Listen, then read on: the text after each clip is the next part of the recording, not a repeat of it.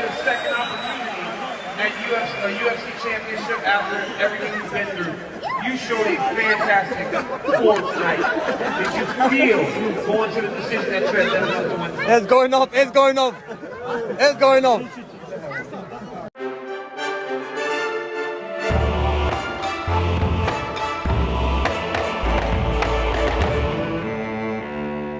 Welcome back to another week of the Triple C and Schmo Show. I'm the Schmo. My co-host is a two-division champion and Olympic gold medalist, Henry the Messenger CEJUDO. Let's get this ball rolling, Schmo, because time is money and money is time. Let's get it rolling.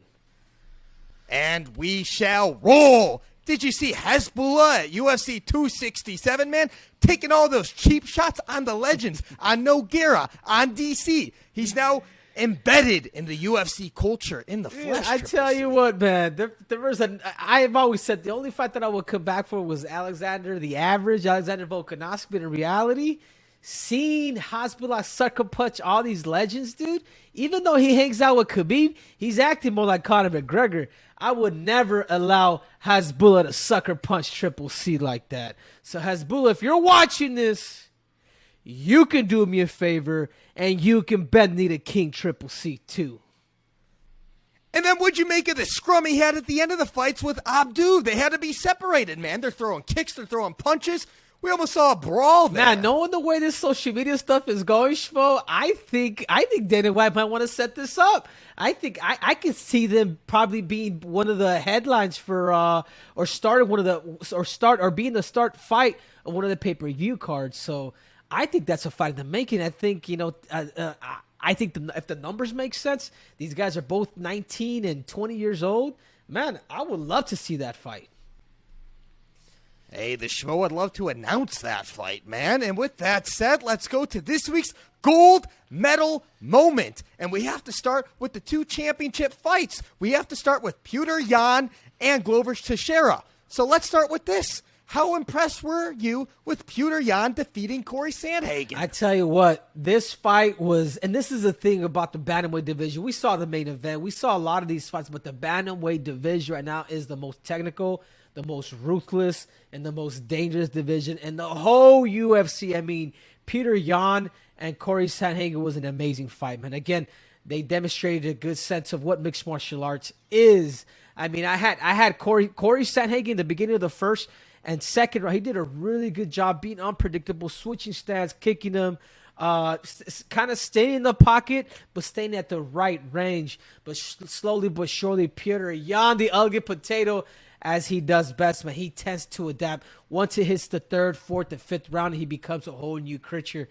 His defense comes up to par. He starts to really adjust, and he adjusts to Corey Sandhagen's, the switching of the stance. He started shadowing him more, and he started bringing his hands up just a little bit more, and he wasn't worried about that blitz knee that Sandhagen was doing. And for that reason, he was able to get the victory. I mean, Corey Sandhagen knew that he had to press him. He knew that he was down 2-0 going into the third. So he brought the heat. He brought the pressure. And he ended up getting the victory. It was a great fight.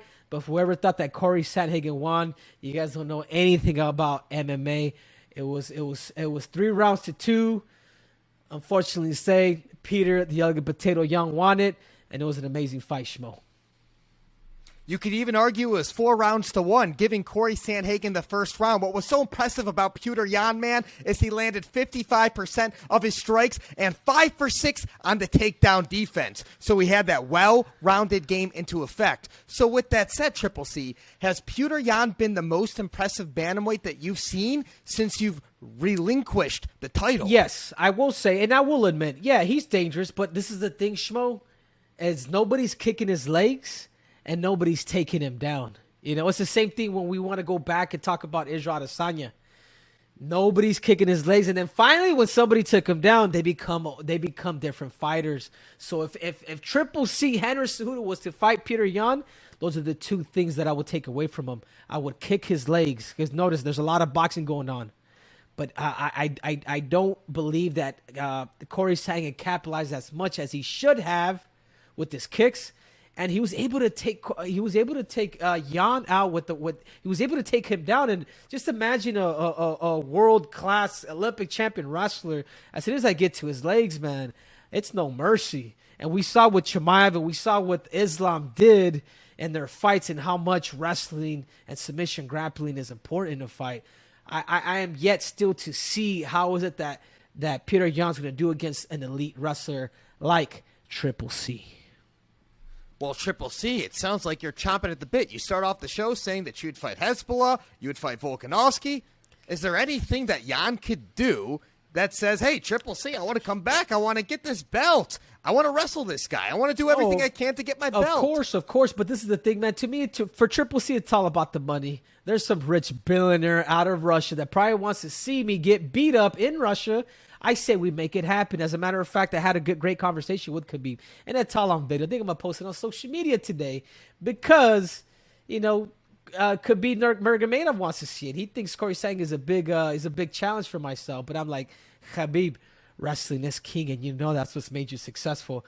I'm going to bring that dude into deep waters, and I will take him out. But I want to get paid for it. I want to get compensated, Schmo. I love gold, and I love money.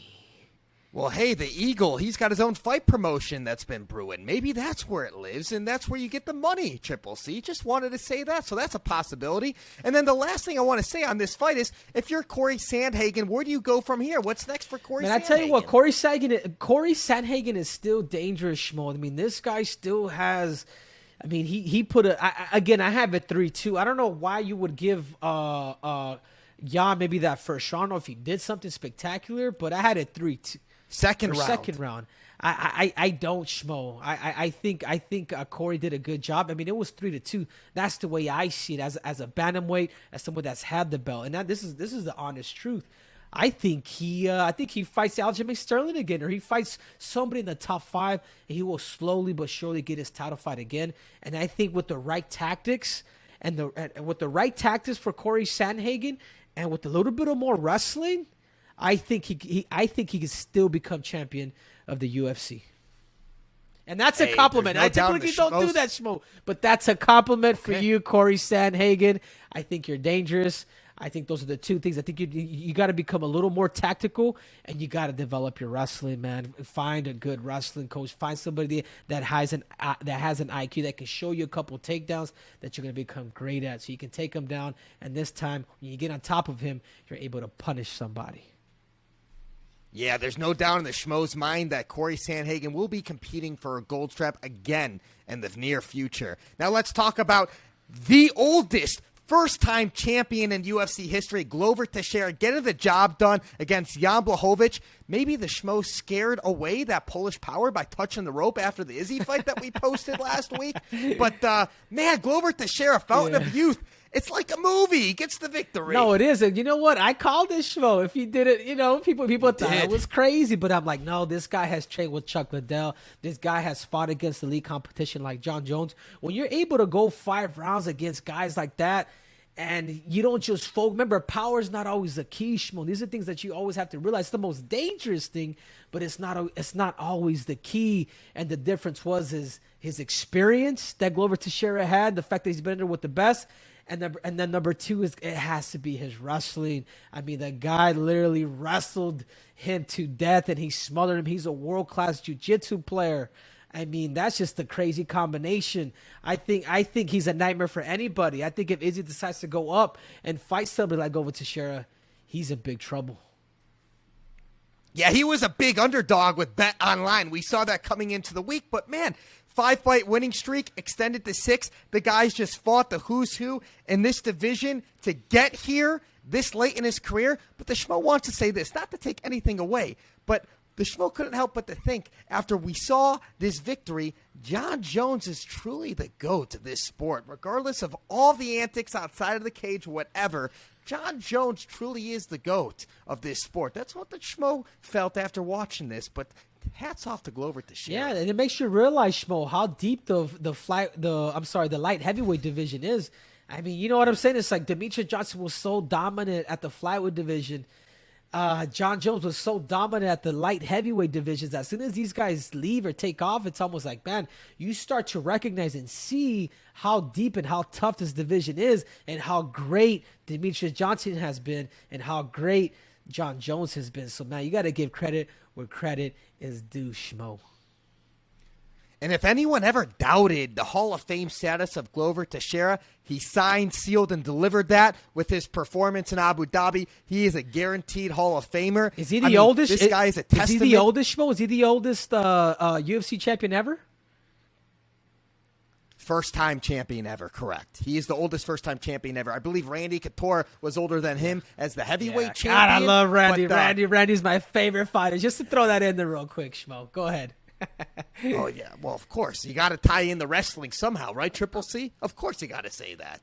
But with Glover Teixeira, man, what I love is he's so respectful for the game. He's always training the younger guys, and he's always giving credit where he's the nicest guy, man. He's just a class act to be around, and he deserved this moment. He deserved the gold medal moment, and that's why we gave it to him, and he got the victory. So let's move on to the silver medal moment. Who was more impressive to you, Triple C? Was it Khamzat Chimaev, or is it Islam Makhachev? Oh, my God, this is so good. They were both impressive to me, but honestly, I'm going to have to go with Khamzat. Khamzat is at another level, man. He really is the boogeyman. I mean, I'm not sure how many fights Kamaru Usman has left, man. But that's the big. I think he's the toughest challenge for Kamaru Usman, and not just that, but I think it's an easy fight with him and Israel Adesanya. I really do. Imagine the elite wrestling that Chimaev has, and the attitude and the confidence that he has in this submission game and the ground and pound. I mean, this guy is vicious. Just keep in mind, I'm not sure how long the Nigerian Nightmare has in his career. But, man, that one scares me. That one scares me because he's scary for anybody. But I can see Chimaev becoming a 2-division champ in the near future. Schmo, he's the most dangerous guy. Not taking away anything from Islam, because Islam is also good too. But just this man is so much superior, and he's got better stand-up than Islam. I just feel like he's a little more well-rounded than Islam. So for that reason, I'm going to have to give Chimaev the silver medal. Triple C, the way you're talking, the way the Schmo's thinking, is this man the greatest prospect in MMA history to date? Khamzat Chimaev.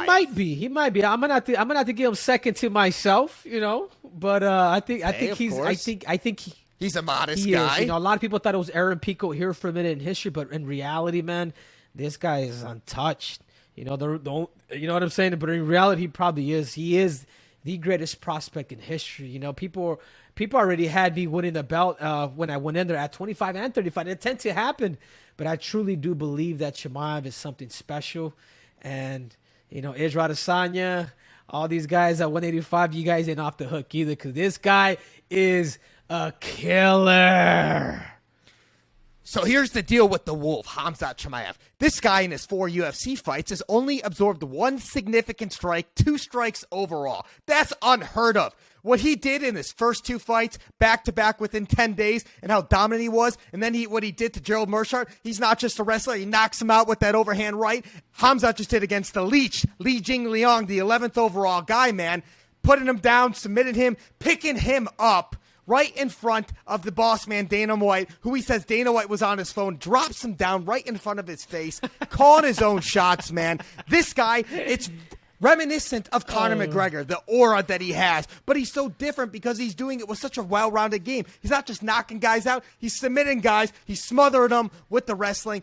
Boers is that scary guy, and we talked about it last week, so we want to bring we want to bring Islam back in here. Who's going to be fighting for a title quicker? Both these men are 1 fight away now with this victory for fighting for a title. With Islam, though, for everyone said, he's not deserving to be fighting these guys in the top 6, top 7. BS. It's next. And it's just these guys right here, man. I mean, I know it's like throw up a coin in the air. Pick the one you want. Both these guys, I could see them wearing this gold strap when it's all said and done. It is. And I believe the guy that's going to have the easier route to the belt is going to be Islam, because, man, his grappling, neither does Michael Chandler. I'm sorry, not Michael Chandler. Oliveira or Poirier have any wrestling like in comparison to what Islam brings. So I believe, Kamaru Usman does have wrestling. He does have striking. So it's going to equal out a little bit with him and Chimaev.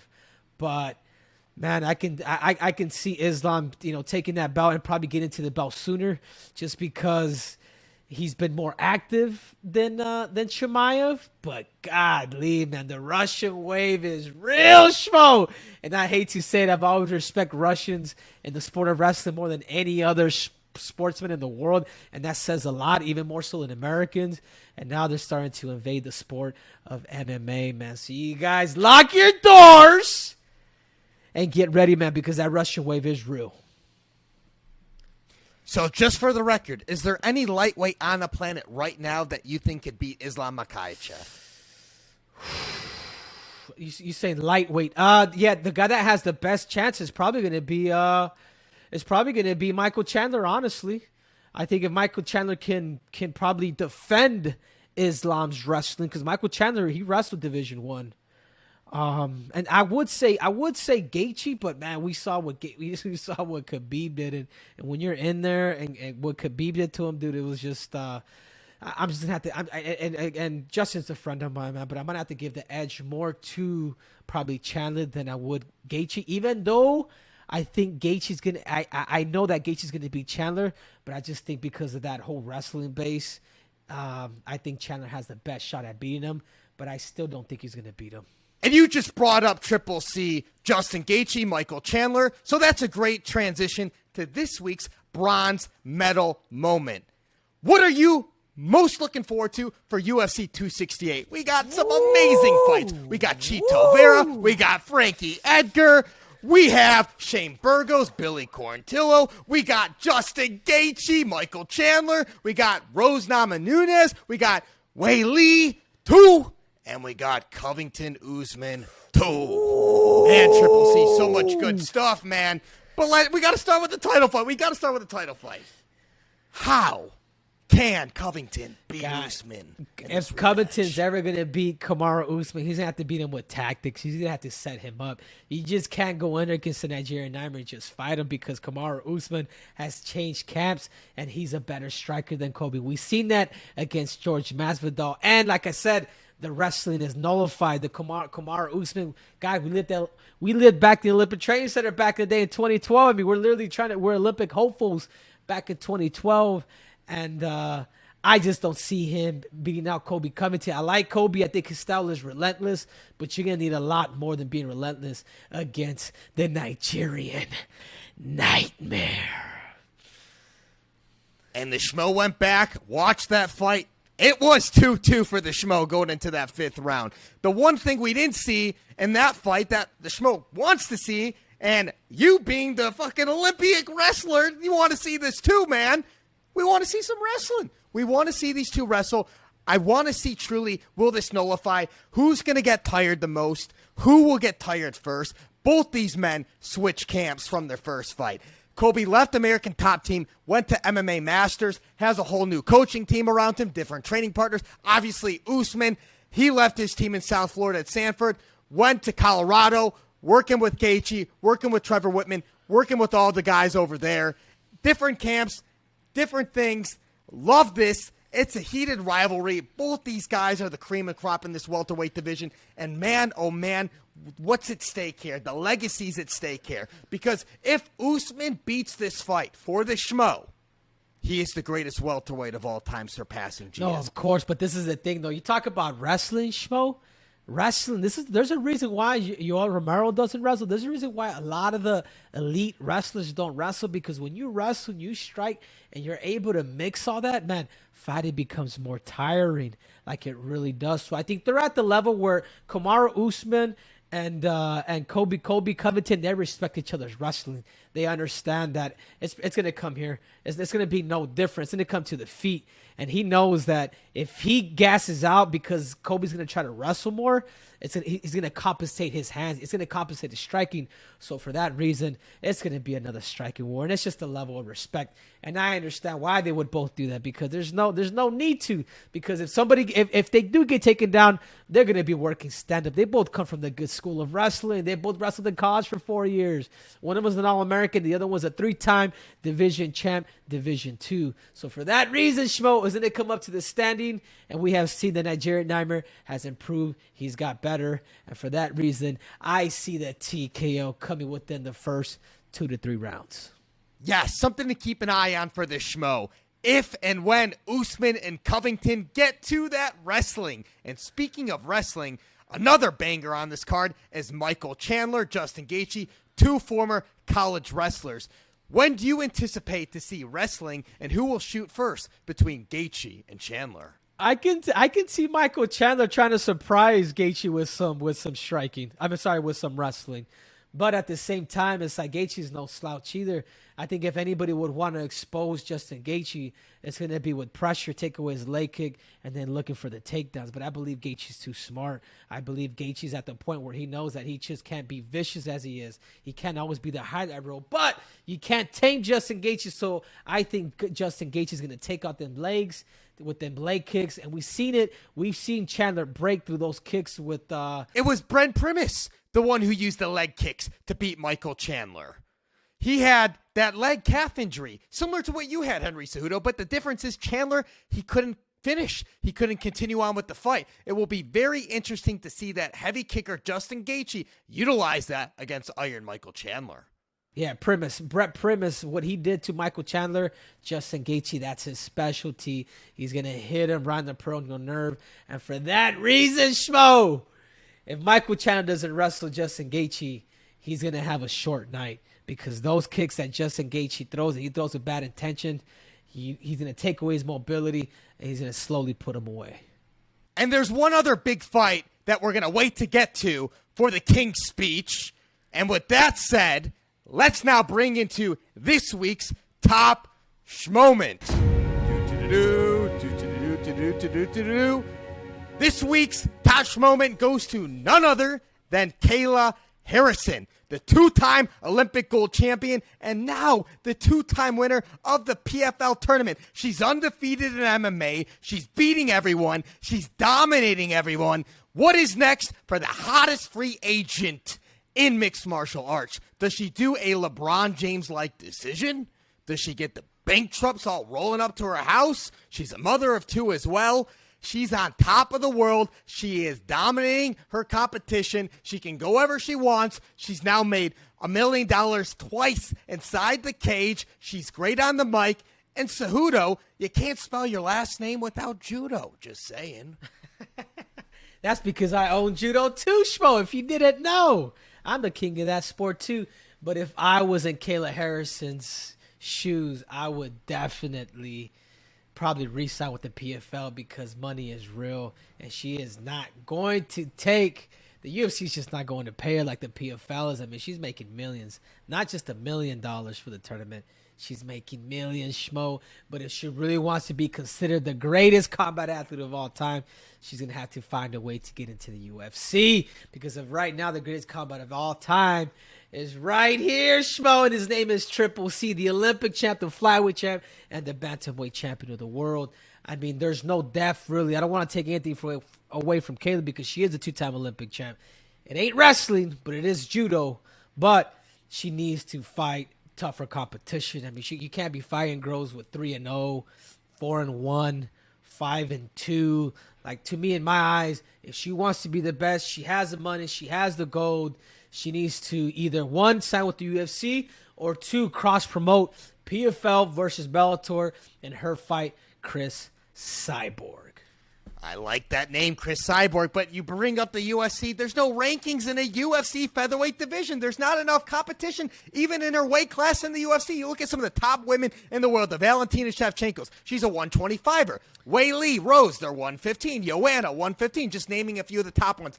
Amanda Nunes is that fighter. However, they're trading partners. They're under the same roof at ATT. Their children play with each other. Those two, unfortunately, I don't know if we're ever going to see that fight, but that is the fight. And Cyborg, she is one of the all-time greats, but she's getting up there in age. Maybe that fight makes sense, but it's got to be more immediate than anything else.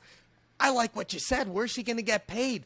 Because the competition with her weight class, it's few and far between. It makes things interesting, Triple C, just saying. No, it does. It does, Schmo. There's options for it, but I know Chris Cyborg would want to fight her. And I'll be honest with you, as much as I like, they're both friends of mine. But I would even give more the edge to Chris Cyborg. Because if Kayla Harrison can't take you down, how legit is her striking? That's the only thing I got to say. I'm not taking anything away from her because you can never doubt a two-time Olympic champion or an Olympic champion for that reason. But remember, we're doing the sport of mixed martial arts, and I have to see more elbows, knees, kicks, not just judo throws, because I tell you what, Chris Cyborg's experience, and there's something to be said. But that's the fight that I want to see. PFL, Bellator, let's make this fight happen. It could happen because Bellator's teamed with Risen. We've seen it before. They're not afraid to cross-promote. And with that said, let's end this thing with your King speech. This is your final moment to tell us all why Zhang Weili will be and new at MSG. Ooh, well, let me tell you something. Weili is just a whole nother fighter, man. I'm talking about when it comes to mind-body science, it's like the competitive edge that Triple C is giving him. I mean, she's working with this mental coach by the name of Mindset Mike that is making a huge difference in her career. Let her know that, hey, there's an acceptance piece of retaining that belt. And I told Weili, I said, listen, man, you're in enemy territory. Stop thinking this is Asia or Japan or China where it's straight and honest. Says, no, America's different. And you got to see it that way. They want you to lose. They don't like you. Let's work on these techniques. Let's work on these tactics. So we've been doing everything right, Schmo. She's going to be a whole new fight. I don't want to tell you guys the game plan, but you guys will hear and new. And that wraps up this week's episode of the Triple C and Schmo Show. What is your name? I am Triple C. I am the Schmo. We will deliver. And we are out.